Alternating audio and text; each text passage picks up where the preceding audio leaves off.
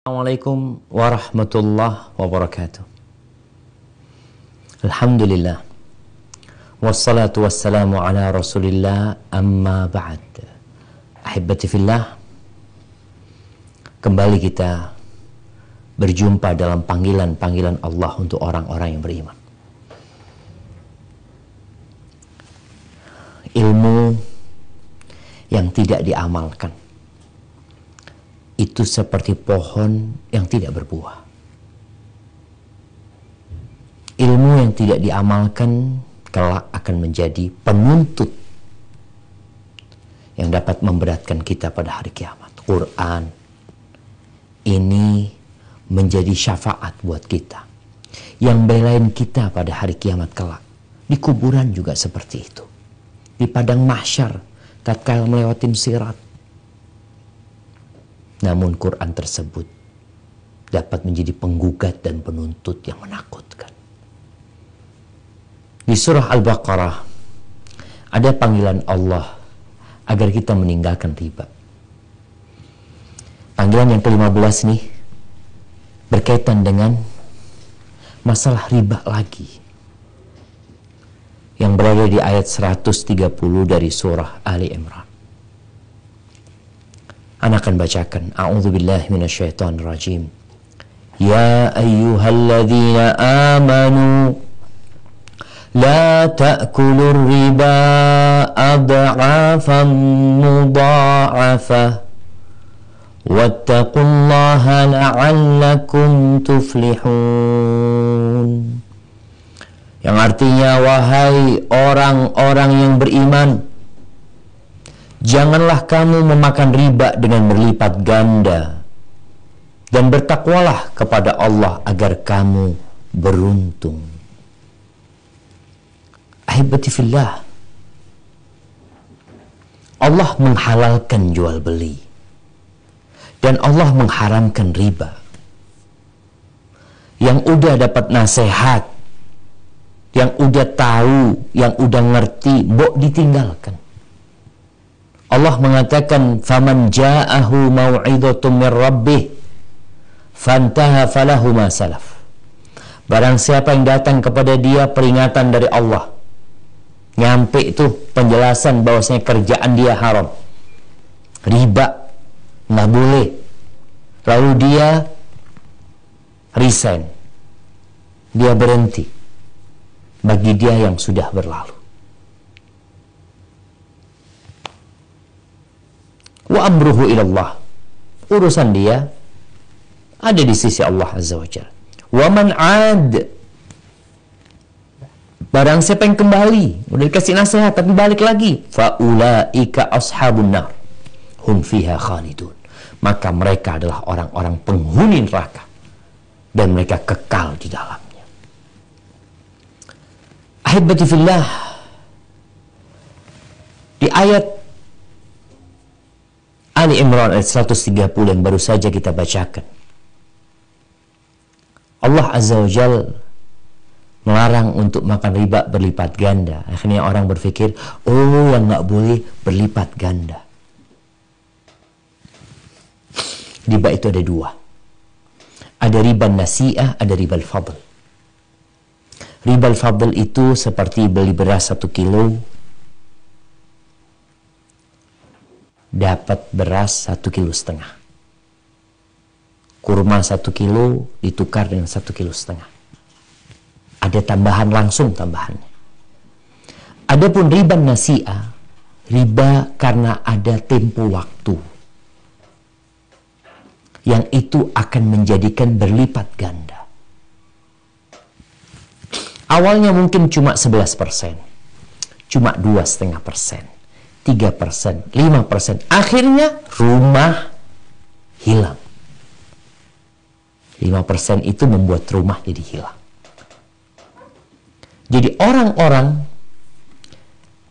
musyrikin dahulu ketika mereka akad riba, mereka itu masih manusiawi. Di mana manusiawinya? Ketika berhutang 1 juta, bayar 1 juta. Kalau tidak lewat tempo. Mau bayar 1 Ramadan, pas bayar 1 Ramadan tetap 1 juta. Tapi satu Ramadan nggak mampu membayar, maka di sini baru terjadi akad riba. Mau ditambahin atau dibayar. Kalau nggak mau bayar sekarang nggak apa-apa, bayar, tapi tambahin gitu. Ini yang akhirnya berlipat-lipat ganda. Ahibati fillah, jangan sampai orang berpikir yang haram itu berlipat ganda. Kalau nggak berlipat ganda, nggak haram. Banyak dan sedikit itu riba, haram. Allah sudah mengatakan, wa ahallallahu al-bai' wa harrama riba. Allah menghalalkan jual beli, mengharamkan riba. Selesai urusannya. Kondisinya orang yang makan riba 1 dirham. Nih, kata Nabi SAW, dirhamun riba. Hadis riwayat Imam Ahmad, 1 dirham riba. Kalau dia utang 10 dirham, mungkin bayar 11 dirham. 1 dirham riba. Apa kata Nabi SAW? Ya'kuluhu rajul wa huwa ya'lamu. Orang itu makan dan dia tahu itu riba. Dia makan asyaddu min 36 zaniyah, lebih parah daripada 36 kali berzina. Ini yang makan. Tapi kita tahu yang dilaknat itu bukan hanya yang makan. Tapi ayat ini berkaitan dengan yang makan. Tentunya dosa dia akan lebih dahsyat, lebih berat. Namun yang ngasih makan juga dilaknat. Karena dia makan riba, karena engkau yang kasih makan. Engkau yang ngasih tambahan itu, engkau yang kasih tambahan. Makanya Nabi SAW menutup celah riba ini dengan melaknat siapa? Yang makan, yang ngasih makan, yang menulis, dan menjadi saksi. Karena ini lingkaran setan. Kemudian di antara 7 hal yang perlu ditinggalkan yang menghancurkan manusia, salah satunya kata Nabi SAW adalah wa'aklu riba, makan riba. Kenapa riba diharamkan? Supaya hidup ini nyaman. Riba diharamkan yang pertama demi menjaga hartanya saudara kita, agar tidak dimakan dengan cara yang batil. Sekarang banyak pinjaman online. Engkau mungkin bukan yang meminjamkan, tapi engkau yang pinjam. Engkau termasuk yang dilaknat. Diharamkan riba supaya dijaga nih hartanya orang Islam. Nggak kita makan kecuali dengan cara yang baik, yang halal. Yang kedua, engkau ingin hartamu berkembang. Jangan dikembangkan dengan utang piutang. Utang piutang itu asasnya adalah berbuat baik sama saudara kita. Engkau mau cari untung, silahkan. Engkau punya uang 1 miliar, silahkan cari untung. Tapi dengan usaha yang real. Kita perlu mengembangkan ekonomi. Bayangkan kalau negara ini istilahnya pinjam meminjam semuanya. Nggak ada yang usaha. Tutup perekonomian.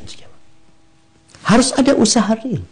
Kalau engkau mau cari untung dengan meminjamkan uang, ada caranya. Dengan masuk kepada usaha tersebut. Menjadi investor. Bukan menjadi peminjam modal. Tapi engkau minta keuntungan tanpa mau menanggung kerugian. Nggak bisa. Itu riba. Engkau jadi investor, kalau rugi, ikut rugi. Jadi tatkala kita punya usaha, uang yang didapat itu membuka lapangan kerja. Ada orang punya uang 100 triliun atau 100 miliar. Dia nggak perlu usaha kalau mau pakai sistem riba. Dia deposit udah, dia makan riba. Dia pinjamkan ke orang-orang. Itu dilaknat dan diharamkan oleh Allah Azza wa Jalla. Yang ketiga, tujuannya supaya tidak ada permusuhan di antara kita.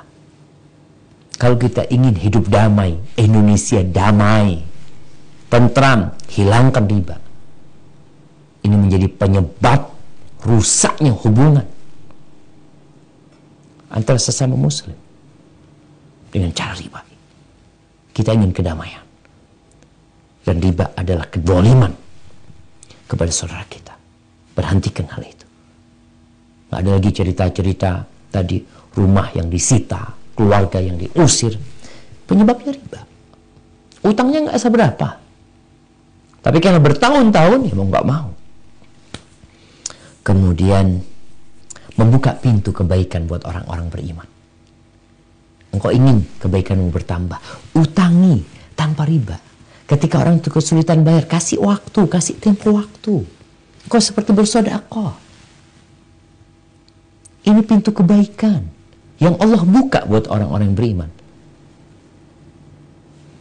Kemudian yang terakhir, di akhir ayat Allah mengatakan wattaqullah, bertakwalah kalian kepada Allah. Takut sama Allah. Jangan meremehkan Allah Azza wa Jalla. Azabnya Allah itu pedih. Khusus riba, Allah sudah mengumumkan perang. Kalau ingin sukses, ingin berkah hidupnya, ingin keluarga yang sakinah, mawaddah dan rahmah, kau ingin tersenyum, didoakan orang-orang banyak, bertakwa kepada Allah, tinggalkan riba. Barakallahu fikum. Sampai berjumpa kembali pada panggilan yang ke-16 insyaallah.